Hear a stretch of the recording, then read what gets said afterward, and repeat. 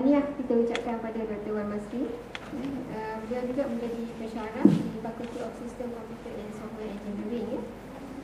Jadi beliau telah mendapat PhD daripada University Teknologi Malaysia dalam Knowledge Management and IT in Consulting Industry. Dan subjek yang beliau mengajar adalah Database Management System, Knowledge Management System, Project Management and Software Engineering. Jadi beliau banyak berpengalaman dalam membangunkan sistem. Sebelum ini beliau pernah menjadi sistem analis ya, di beberapa tempat sebelum menjadi lecturer ya. Jadi hari ini kita berterima kasih kepada beliau kerana sudi hadir untuk bersama-sama berkongsi pengetahuan mengenai knowledge management ya. Dan UKM juga sekarang sedang ke arah itu ya. Jadi tanpa melengahkan masa lagi, saya menjemput Dr. Wan Masri untuk memberikan ceramah beliau.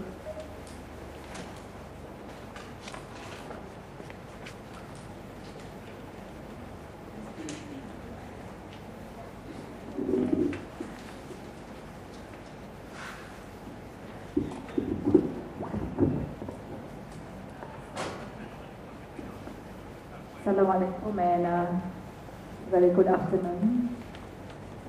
Thank you, Mr. Chairperson, Puan Salina, my friends. First of all, I would like to thank you, PTM UKM, for inviting me for this knowledge sharing session. So, as we know that knowledge management is about sharing. Yeah? So, this is not the presentation, this is not a speech, but it's just sharing some knowledge, experience, passions, and maybe we can have a interactive session this afternoon. I believe some of you here also have some exposure, experience, knowledge about knowledge management. Though this is not a new things in this world, the whole world, but the implementation is still new. People are struggling, especially in Malaysia, especially in IPTA, public sectors, government agencies. We are struggling and striving to implement the knowledge management, even though there's a lot of journals, research, products. But again, just like ICT, when it comes to the rolling out implementation, there's a lot of issues. So I'm going to share some of the research findings, knowledge implementation experience on this KMS. Just I call it a holistic model. From my point of view, maybe there's another holistic model from different point of view. So again, this is a session. Nothing wrong, nothing right. We are exploring. Experimenting things. Sometimes one thing can be experimented and implemented in a certain context, but not necessarily can be successfully implemented in different contexts. So when we talk about knowledge management, sometimes of course people talk about the infrastructure, but from one of the Sifu of knowledge management in Malaysia, maybe you heard about Professor Dr. Peter Woods from Multimedia University. He's one of our team. We're having a roadshow from one university to another university to expose people on the knowledge management, especially in teaching and learning. And he advised us that please do not start the knowledge management with the technical portion. Please do not start the infrastructure for knowledge management. So knowledge management is about the culture.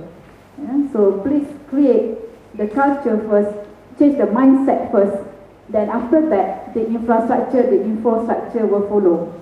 Because there's a lot of implementation.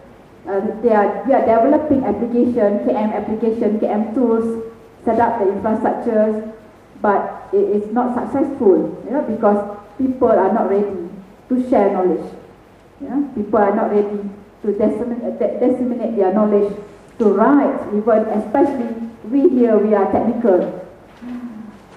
I'm coming here from two different angles. One as an academics, another one is from the practitioners. So as practitioners, we are lacking of time to write. We have a lot of experience, lesson learned, to be shared to the academics, to the students. But because we are stuck with our day-to-day operations, so we do not have time to write and to publish. And on the other part, the academics, they are doing the publication, writings, but they are lacking of the real life environment, real life data, real life experience. So they are doing what we call laboratory experiment, which is if we bring these findings to the real world, it is not enough. It has to be scaled up. Yeah? It's a lot of factors has to be included in the research. So at the end of the day, the operation will continue with the problems, and the academics continue publishing. Something is not impractical. Yeah? So we have to actually fill up these gaps between the practitioners and the academics, because it's a lot of research grant from the academics, and then it's a lot of real environment servers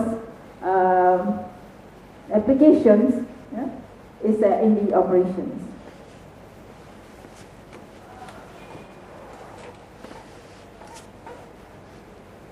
Another thing that we have to remember when we talk about the knowledge management is about demonstrating the business benefits.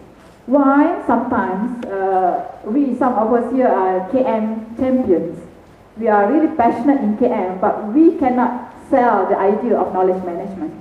Because sometimes we cannot demonstrate the business benefits to the top management, to the stakeholders, to the people who hold the budgets. Yeah, because sometimes we need some budgets to roll out these KM activities. And another challenge basically is a lot of similar initiatives in knowledge management and in other operations. For example, human resource. In human resource development, they also have the human resource development initiative. In knowledge management, we call it one of the initiatives in human resource development will be the mentoring and coaching activities. But we are not talking in the same language. So because of that, some of the KM projects fail to demonstrate the business benefits. Then we cannot